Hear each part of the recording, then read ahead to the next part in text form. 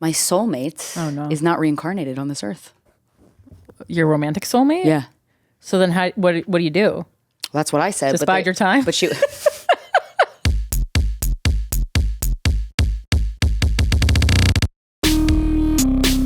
Welcome to Guys We...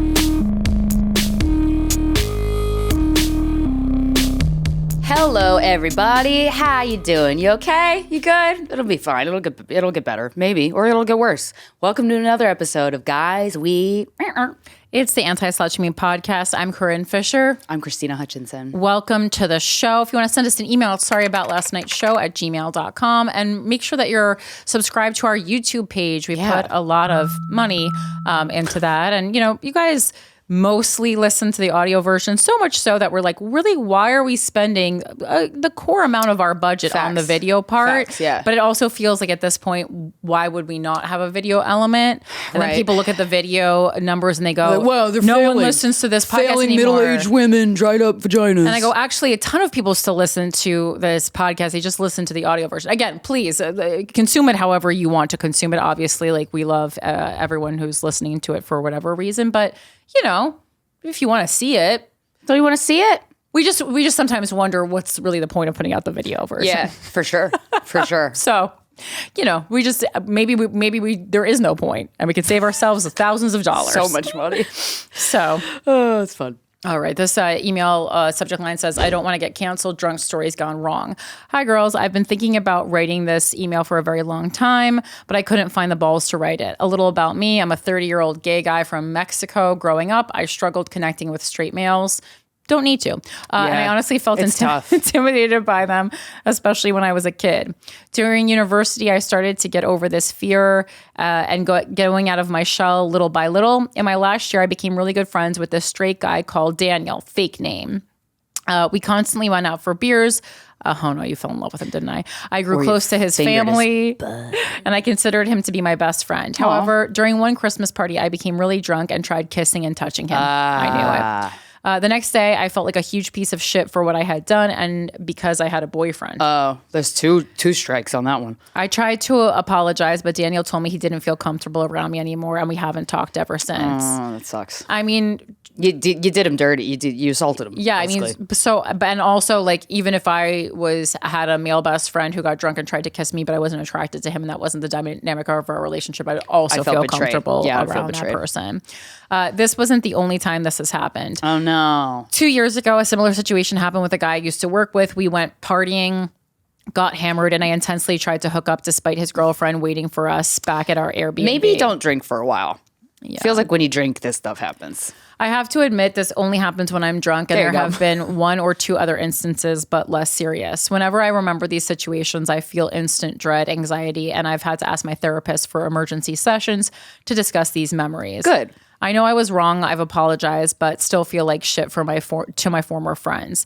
I have a healthy sex life. I'm kind of attractive, I think, and I'd never do something like this while sober. So I don't know what goes on inside my mind when I'm drunk. I don't get wasted that often, about 4 to 5 times per year. But it seems like every time you get wasted, you try to hook up with a guy. Yeah, and I can hold my alcohol quite well, like any good Mexican. Nowadays, I have lots of friends, male and female. There aren't that many non-binary people in Mexico. I'm about to start my master's in the US and I'm scared to get in trouble if I get drunk. Oh yeah, especially in these times. But also, you're going to get the shit beat out of you.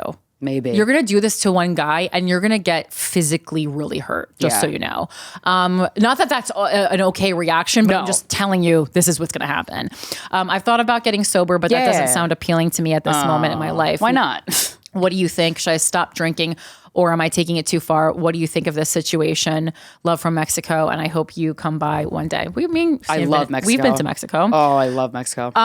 So yes, you should stop drinking. But additionally, what I think is happening is that because in your early childhood years, you felt intimidated by straight men and didn't know how to relate to them, that the only way you know how to relate to them, and this happens to women too, is sexually, right? Oh, it does happen to women too. Yeah. So the only, and that's what happens, like a lot of young women who don't know how to relate to people will use their sexuality. You're doing the same thing. That's very good insight. I totally agree. And that should make you feel like less of a piece of shit, but you can't do that. You can't be assaulting guys. So you got to figure that. So I would say you need to do like a sober summer, right? I've done a sober summer, and then I just loved it, and I kept doing it. But I know sober summer is hard, probably the hardest season to be sober during. As Danny Palmer famously said, one of my worst ideas. But I actually think it was great. Come on, get drunk. Yeah, I think you definitely need to be sober for a couple of months. And like, also, we live in a time when like, can't you smoke weed or do something else? Weed won't make you do that. I feel like this erratic behavior, this unlike me behavior, it happens when people do cocaine and drink alcohol. And I've honestly noticed it more when people drink alcohol, because some people drink alcohol and they just switch. Yeah. I don't know what their body chemistry is, but some people have this like weird switch and you're like, wait, who are you? Yeah. And also you said that you're coming to the U.S. You're about to start your master's in the U.S. That's going to take a lot of work. You're coming to a new place, fresh start. And there's so many out non-binary people, out gay people. Like, I don't know if you're going to be in a major city in the U.S., but if you are, you're going to have all your pickings of dick. Yeah. And but truly, and not to like, I don't want to fill your head with nonsense because of the administration that's going on right here. Dude, but truly, you're gonna don't fuck up. You're gonna sexually assault a straight guy, and he's gonna get you deported. I mean, like, it's something crazy is gonna happen. In this environment, yes. Like, it's something like, I'm like actually worried for your safety, because this is not the time. This is not the time. Not the time. It's not the time. It's not the time. Because you're getting your higher education. That's so exciting. That's good for you, man. Yeah. You're fucking making your future. You're carving it out for yourself. That's beautiful. Yeah. And I totally agree with you. I think that shit's real wild right now. So you're going to want to be on your best behavior. And again, it shouldn't be like that, but I like to tell you things factually, not how they should be, how they actually are. Yeah. And it's not a great time. Even for people who are Americans, we are being asked crazy questions when we come back in the country about our political stances, about what we talk about. Jenna Friedman did it. It happened to Hassan Piker as well. I don't know. He was, I think. Oh, right. I heard him talking about that. He's born. He lived in Turkey for a while, but he is born in America. So yeah, you gotta, and Hassan Piker is an extreme example, but Jenna Friedman's not an extreme example. Yeah. So you don't want these things to be happening right now. But in general, I think it's a good time to solve this problem, because you're ruining friendships, which is a huge problem to begin with, and then on top of that, you're putting yourself ultimately in physical danger. Yeah. So go get your higher education, have fun in America. Be gay as hell, suck a lot of gay dick, whatever you do, and enjoy it. Yeah. And if you honestly feel like you don't relate to straight men, you don't need to hang out with them. Yeah, they're not that This great. is a totally fine solution. Just don't hang out with straight men. If you don't relate to them any other way but sexually, that's fine. And that's so many. Think of how many straight men don't relate to women also anything else than sexual. Yeah. Honestly, don't be friends with women then. Don't even. It was easier try. for me to befriend male comedians when I started than female comedians, and I think a lot of that was because I was more comfortable. Like, the sexual aspect of this. Even though that's not present in this dynamic, it could be. So that's power to yield. And that was the only way I felt like comfortable talking to them. Well, also a lot of those guys weren't interested in being friends, as I pointed out. But yeah, they were. Come on. Krystyna. Todd Berry wanted to be my friend. So many instances when Krystyna was like, oh yeah, we were talking about comedy. I go, you were talking about comedy. They were thinking about how they wanted to fuck you. But now I'm old and that doesn't happen. Yes. So many times a 10-year veteran male comedian needs comedy advice from someone who's been doing it for 3 months. That's classic story. I can show you the world. What can they learn from you? A thing or two about a hot body. So funny. Let's promote. All right, guys. If you want more information on the world around you, current events, politics, both the national and international and local, I just did a call to action on my last episode of Without a Country, where I want to hear about everyone's municipal politics, right? Because municipal is that's very hard information to dig up. So if you're in a city and you have something crazy going on in your municipal election, write into withoutacountrypodcast@gmail.com. patreon.com. I'm interested in interviewing people who are running for city council or mayor or controller or anything that positions that you have available, state senate, whatever it is. So that's something that I'm doing right now because I'm so fascinated and I have so much knowledge of municipal politics on the mind right now, and I don't want to lose that or not have that go to good use. So we live stream every Wednesday at 9 p.m. Eastern time on YouTube. And again, you can send me information at withoutacountrypodcast@gmail.com. I also do an exclusive video news story for my Patreon subscribers, and you can be a subscriber for as low as $6 a month. It's patreon.com/withoutacountry. Very cool. And another Patreon URL I'm going to give you. It's patreon.com/Krystyna Hutchinson.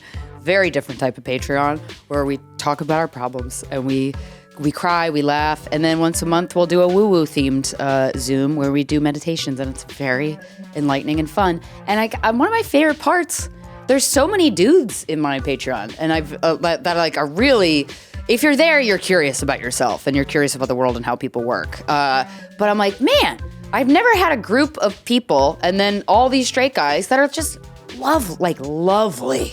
I'm like, this is what I'm talking about. This is what I need. Because sometimes when people are like nasty or disappointed or whatever, it just upsets me so much.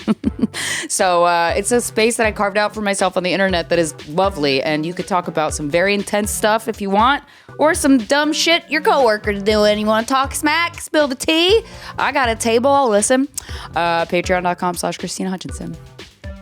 I had a Akashic Records reading. Oh, I knew this was coming. My soulmate is not reincarnated on this earth. Your romantic soulmate? Yeah. So then what do you do? Well, that's what I said. Just bide your time? But she... No. Wait, so our soulmates can exist at different times? And I knew that. Times? I already knew that.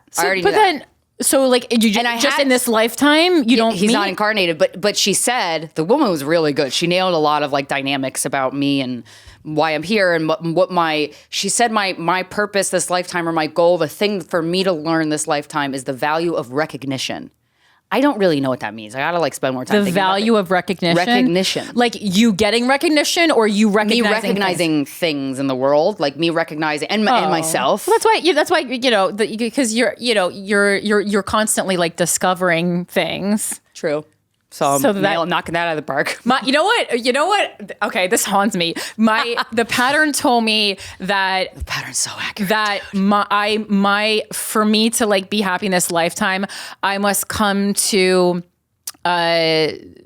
what was the wording? I must come to enjoy that giving in and of itself, like giving back just for the reward of giving back. I said I would like a refund. This sounds fucking terrible. That's my fucking goal. Just that, and also, especially with me when I help people, how nasty they are. Not everyone. Again, many of you are very lovely. Yeah, sure. And I'm actually not even talking about really listeners. I'm talking about people I know in real life at this point. Good friends. But and I was like, it's like you must see like a public service as a reward in and of itself. So like right there, you knew I wasn't gonna win the mayoral race. So I knew that like 10 years ago, or no, like 5 years ago, whenever we started using the pattern. But. I read that and it has haunted me ever since. And you don't like doing that? No. I love being of service to people, but I would like someone to notice. Right. Are you kidding me? No. But I will say, no kind of recognition at all. I don't even mean an award. I think awards for public services are actually weird. Disgusting. Yeah, that's egotistical. But like, just someone, maybe I could have like a little, like I don't know. Good job, girl. Yeah. Get a sticker. No, but honestly, the moments that I love in my life so much that like they build. I mean, you don't have a self-esteem problem, so that doesn't matter. But like they build self-esteem, they build like a good rapport with. I build a good rapport with myself is when I do something kind for a stranger or whatever, and like no one knows about it. I don't talk about it. Like you know how many homeless people I've sat with. Sat with them. I could guesstimate. Yeah, a bunch, which is fine. But like. That's not, you don't get recognition for that, but like, no, for sure. But not getting recognition for that is part of what makes it feel good, to be honest. No, so I think my problem with it is like I can do a lot of good stuff without recognition, but then I would like I was like, but there would be a part of my life where I get recognition for like anything. Yeah. Korean podcast queen. It just seemed like that was a nice way of them going, you're not going to really be any more famous. Oh. And I really didn't like that. I don't want to be famous for helping people. Yeah, like ick. Oh, see, I do. That's fun. Well, no, like I don't want like, I don't want like an Instagram where I give homeless people burritos. No, and, that's rude. And then film it and then go film it and start to GoFundMe. Like I love those actually. I do follow a ton of them, and there's my favorite one is like you don't even see the guy. Yeah, like that's better. He's just behind. He doesn't want to be on camera. And like you have to film. People are like, "Why are you filming it?" Like, well, you have to film it. That's how you fundraise. Right, exactly. So people can see that the money's going. That's how he's fundraising the money to buy these people. Yeah, like their homes and stuff. But you do help people in that, like you help. Like out of both of the voices, our listeners are like. And then I thought, what would Krystyna say or what would Corinne say? It's mostly what would Corinne say. Because like you come out of the gate with this like, no, fuck that, know your worth. This is what you're gonna do, and fuck that shit. Yeah, but I'm just like, that's very nice. They didn't mean it, and maybe they could have tried better. No, that's the advice that's actually gonna help people. I genuinely, you do. I genuinely like helping people. I feel like it's like a waste of time to not. Yeah, but I just would like something else also. Yeah, right. Facts. I'm not really like a nurturer. No, you're not. That's okay. Although that might just be a conversation I told myself because like I actually had a lot of healing moments when my dad was in hospice, and I was like, oh, I actually am a nurturer. I just don't think I've ever loved anyone before. The way I love I love my parents. Oh, okay. Yeah. I just feel but it makes sense because they have been nicer to me than other people. Sure. Yeah, they were the nicest for sure. Okay. Anyway, sorry. But you are nurturing. We went off actually. topic. You are nurturing because the moments where you have to be honest to people, like you cater your.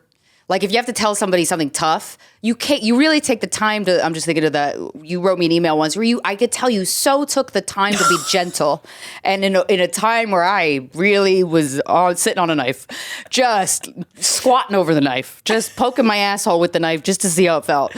And you were very nurturing. Okay. Very nurturing. Can I tell you something? So your manager and I were talking a lot during that time because we were concerned about you. Yeah. And I didn't like send him that email or anything like in advance. I was actually on a Zoom with him when I received that email. He told me. And I think you read some of it to him. Yeah. He told me after. I was like, this is what I needed to hear. And he goes, Corinne, I was very nervous when Krystyna started reading that email. And I go, you're handling her with kid gloves. Yeah. And I go, she always says she doesn't like being handled with kid gloves, so I try. Which I don't. I'm giving her what she asked for. Yes, and I needed it, and I asked for it because I needed it. And I did put a lot of thought into that. Rick really thought I was going to kill me. He was like, "You want to come hang out with me in Nantucket?" I'm like, "Ooh, okay." And then I almost ran over my fucking dog. Oh, I heard about that. Oh my God! And I was just screaming in Nantucket on a bike path. He's all I have. me and Rick were very close during that time. Because we were really working in tandem to really keep you off the knife. And it worked. Yeah. I went to Nantucket. I got some honest advice in an email. I think of that every time I wear my Nantucket sweater that you gave me. You earned that sweater, girl. You earned it. I saved my friend from killing herself, and all I got is a sweater. From the richest beach town ever. I like that sweater. Second richest. It's a sweater that I would never buy for myself, but I like. You know how when someone buys you, you're like, oh, this is like when I want to feel like a preppy, fleece. Like Hamptons lady. I just wear this around. It's a very nice sweater. It is very nice. Thank you. Nantucket's a very nice place. Okay. It's crazy. I want to go there again, not suicidal, so I can enjoy it. Well, what a great review for a place. Like you enjoyed it even when you wanted to kill yourself. What a testament. Yeah, seriously. To how great that place is. We were right. Did I tell you about the Kevin thing? He was on the basket. No, Rick He did. fell out of the basket. Rick told me. I ran over a tree root. I thought I ran over Kevin's body. I was like, sorry, Rick, but you got another client that's going to die on your watch. I'm sorry. Like, I can't be here. But then he was fine. Yeah. He was scared. He was mostly shaking because I was so right, because dogs are reactive to us. Yeah. Well, and also, like, I was kind of just like, well, like, yeah, if my dog, that's terrible. That's awful. It's like especially a family member during dying. A bad time. Especially during a bad time. So I would understand that. Yeah. Yeah, him and Deb went to go get the car to pick me up, and there she was texting me like, "You okay? You good? You okay? You okay?" I'm like, "Yeah, Rick, I'm good." Yeah, I guess the alarming part was like when you found out that you hadn't killed your dog and in fact hadn't done anything to him. Yeah, he just fell off the basket. That you still were continuing the reaction, but I was like, that's like the adrenaline. Yeah, like, honestly, it was. Yeah. It was. I called Justin. Yeah. I called Justin Silver, and I called the vet. It was What'd you call the vet to say? Nothing happened to my dog. No, I thought I read it. Well, he was bleeding. Kevin was bleeding. He still has a scar above his eye. Oh, so he was bleeding. Oh, it was alarming to see a puppy bleeding. Oh, especially after thinking I ran him over, but I ran over a tree root. I see. Yeah, okay, yeah. I didn't realize that anything had actually happened. To him. No. He had cuts on his paws and his face. So it did some damage, but we're all still kicking. Nantucket. Sorry, we really went on a thing. So, but you're Akashic Records. Oh, so your soulmate. We really went on a tangent. We're way too comfortable. I'm way too comfortable on these microphones because I totally forget I'm talking on a mic. I didn't want to hijack your story, but I just had to tell you that. That's very funny. Okay.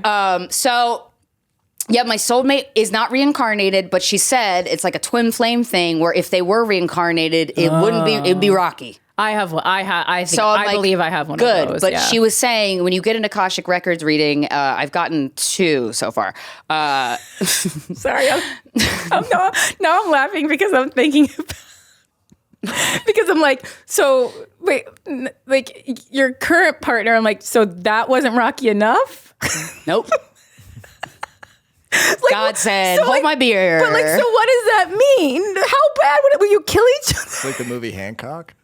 No, that's a boy reference. I don't know that movie. Isn't that Will Smith? What does he do? It's Will Smith. He has a. The only Will Smith movie I know is Men in Black. Don't reference a Will Smith movie and the one on where a he's women's poor and lives in a podcast. bathroom. It's literally the. You're gonna get kicked off the show. Okay. What was Mute myself right now. No, sorry. Wait. What happens in Hancock? They just have that same type of like twin flame partner. They get close together. And like things toxic. It starts ripping down the environment around them. My thing now is not. It's not toxic, but No. How you've talked about. You've talked about. It's been through it though. Yeah, exactly. Yeah, What you went through and like you're like yeah to get through there. But she said that he's been in your, and so this is getting really woo, but I feel like the listeners, if you don't know what I'm talking about, just look it up. But you probably know what I'm talking about. I had a past life regression with Anastasia once. I had 2. I had 2 past life and 1 future life, which was fucking wild. And again, I don't know if any of this shit's true, so who knows, right? But I had this moment where my dad was my dad, and I was in this. I could see it so clearly. It's so interesting. These readings are so interesting. I could see it very clearly. The house that I lived in, I did not live up to my potential because it was a time where like women were like. I lived with my brother and dad, and I just had to take care of the house, and I fucking hated it. I didn't have a purpose, anything. And in the middle of like a memory from this life, a guy with blonde hair. You know the movie Hercules? Yes. The blonde guy in Hercules, like the prince like guy. the Disney version. Yeah, right? yeah. Yes. That guy, he looked like that guy.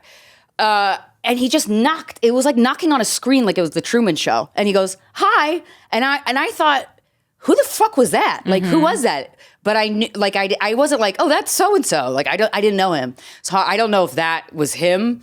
But I brought that up to the lady, and she goes, "That would make sense because you guys have had a lot of incarnations together. This soulmate of yours, and they've been very toxic. Like one time he killed me, another time I killed him. Oh, so like, you literally were killing each other. Okay, yeah. So I'm like, good, stay on the other side, boo. But she was like, yeah, the vows that you made with each other and the promises, like they're fucking up. They can fuck up. They can put blockages in your life in certain places, and a lot of times, like with other relationships. Yeah." And just me reaching my potential and all this shit. So I'm like, oh, that's interesting. So she did a little clearing. But I thought that was very interesting. And I was like very relieved to know that toxic, flamey soulmate thing, like he's not incarnated. That's great. Well, also what I wonder, it's so interesting to me that, in recent years, the information has been offered to me that like your soulmate can be like a really toxic relationship. But then I'm like, well, why are we using the word soulmate? Exactly. We should call it something else. Yeah. Like toxic guy. Yeah. Something. Because I'm like, so then what does that mean? So soulmate really means like that your souls are entwined. You're like intertwined from the same soul group. So this is like, which is why we have multiple soulmates. Like they could be like your dad could be one of your soul. You know what I mean? Right. So it's not always romantic at all. For sure. So to me, this is just like this language is misleading. It is. And language is important. We need to change that. Well, and then also sometimes like if you ask like the tarot, like, is this your soulmate? It'll be like, yes, but it's like, that doesn't mean that this is the person that you should be with. Correct. And it's very annoying. So fucking annoying. Really takes you down the wrong path for 1 to 2 years. Yep. Maybe But more. great material. I guess. Yeah. How you doing? I'm good. I was what am I doing? I was looking through. Oh, this is what I wanted to do. I saw this video about there's like apparently 4 biological stages to the process of falling in love, and that most people never even get to 3. People will usually like run. This. So I don't run. I run towards. Number 1 is attraction, like the lust, the initial, like the, like we're driven by the sex hormones, sparks the sexual desire, primes the body for mating. The biological purpose is explained as ensuring reproduction by creating physical desire before emotional connection. I'll say. This stage is mostly physical. You're drawn to someone's appearance, scent, or vibe. It's more primal and less about emotional compatibility. And then the second stage is romantic attraction or infatuation. It's driven by dopamine, norepinephrine. It's like an adrenaline-like effect, it's saying. Low serotonin, which is obsessive thinking. Oh, I thought that was a disease I had. The function is that it creates the euphoric, obsessive, can't stop thinking about them phase. Yeah. And the biological purpose is to focus your attention on one partner long enough to form a deeper bond, which is very interesting that there's actually a purpose to that, like mania that you feel. So you're not crazy. And then you might be.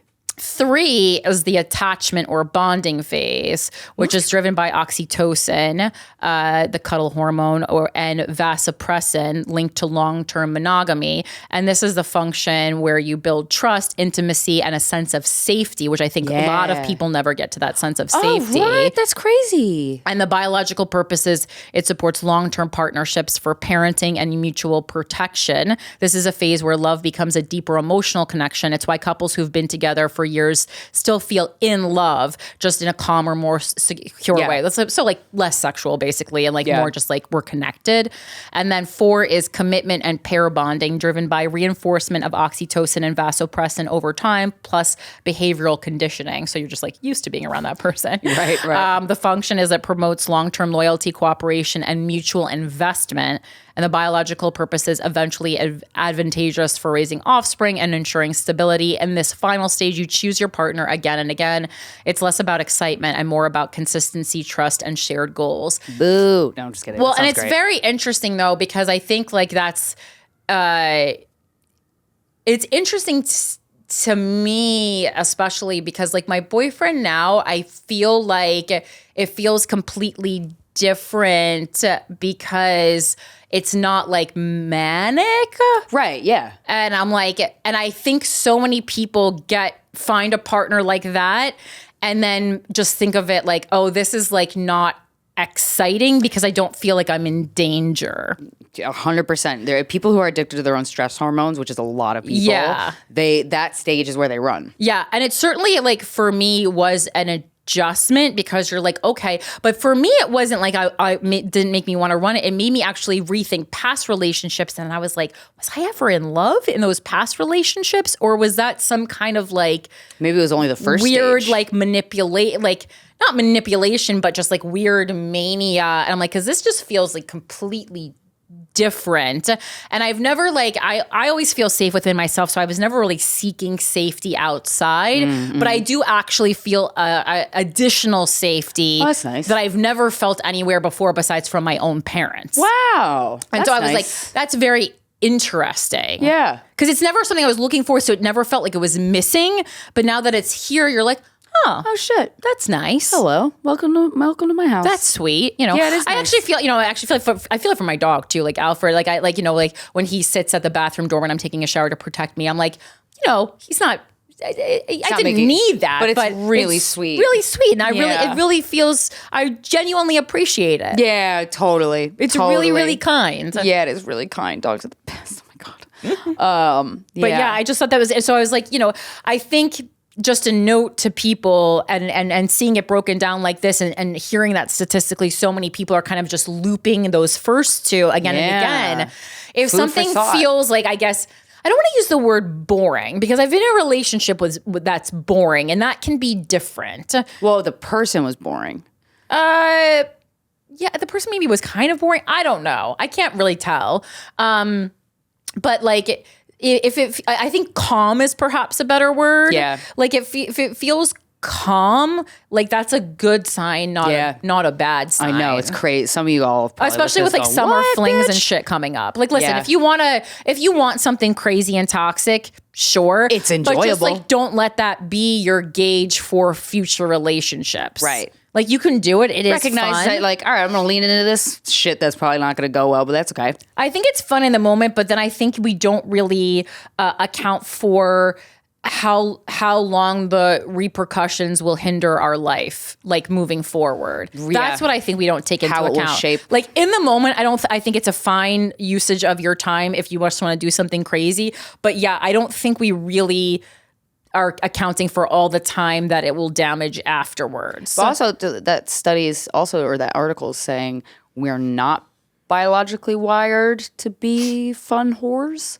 Like it's like, or like polyamorous or anything. Like it sounds like our biological wiring. I mean, it's all up to interpretation of why. Well, I mean, a lot of mammals are. I mean, Survival of the species, I guess. Some have lifelong mates, some don't. Like mammals, it varies. Yeah, that conversation with Nathan Lentz was very sure. interesting because there was more animals practicing monogamy naturally than I would have guessed. Well, that's why, because anytime someone thinks, says like monogamy isn't natural, I'm like, well, actually, it is. So we can't use that anymore. Yeah. Damn.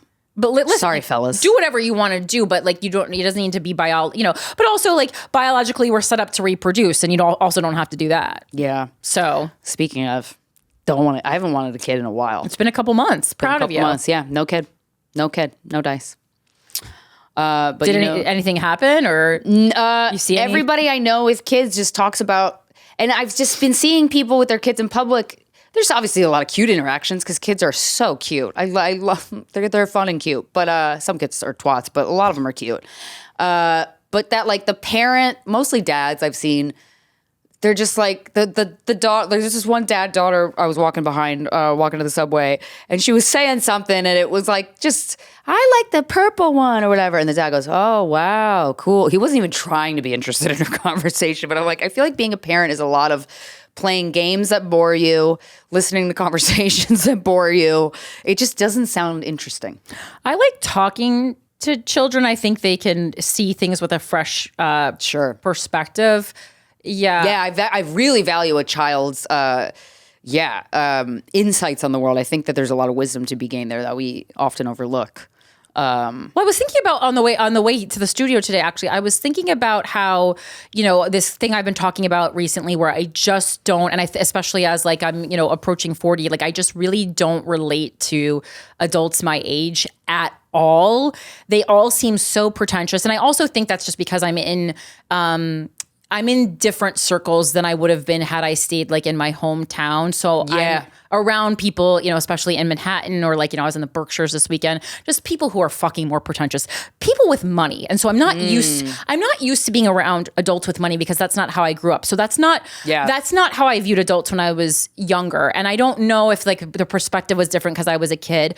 Adults with like money and fine interests, I find to be really fucking annoying. I don't know.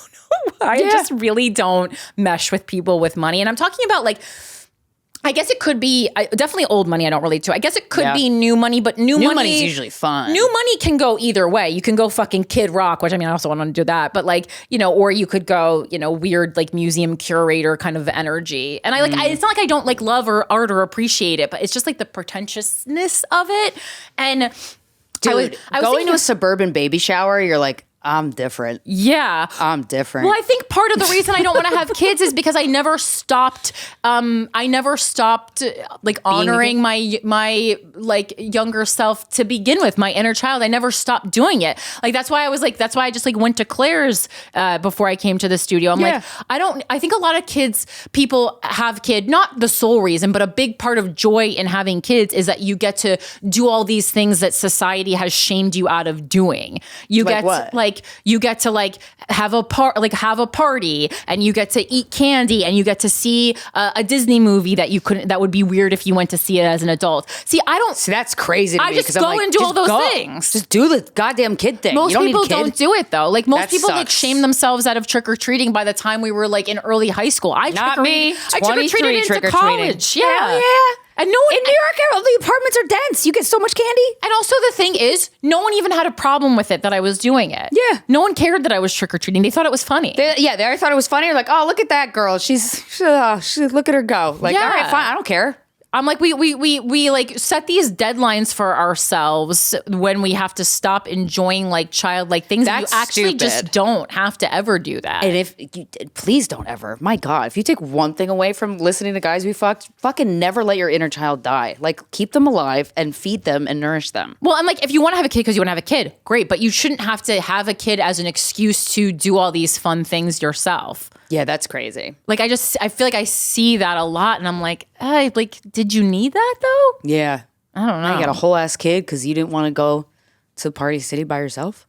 It's a lot. Rest in peace. I know, so sad. But you know, who's not sad. Today's guest. Goddamn right. He is a stand-up comedian. You've probably seen him on your favorite show as a talking head. And he's also the host of Just Saying podcast. We had so much fun with this man. Please welcome to the show, Justin Martindale.